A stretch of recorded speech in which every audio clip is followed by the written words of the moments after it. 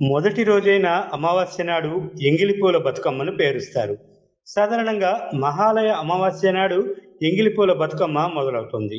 ఆనాడు ఇంటి యజమాని పితృదేవతలకు తర్పణాలు విడుస్తారు.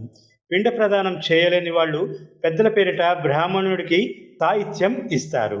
ఈ సందర్భంగా పెద్దలకు ప్రీతిగా పెసరపప్పు గారెలు, పాయసం నైవేద్యంగా సమర్పిస్తారు. సాయంత్రం గుమ్మంలో నీళ్లు చల్లి ముగ్గులు పెడతారు.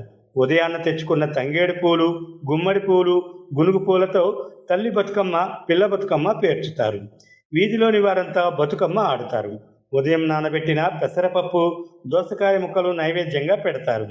పెద్దలకు పెట్టగా మిగిలింది కనుక ఎంగిలి పప్పుగా భోజనాలయ్యాక పేర్చే బతుకమ్మ కనుక దీనిని ఎంగిలిపూల బతుకమ్మ అని పిలుస్తుంటారు. ఇవాళ నుంచి మొదలయ్యే బతుకమ్మ సందడి 9 రోజుల పాటు తెలంగాణ వైభవాన్ని 9 రోజులు చాటుతుంది. మరిన్ని అప్డేట్స్ కోసం మా ఛానల్ని సబ్స్క్రైబ్ చేయండి.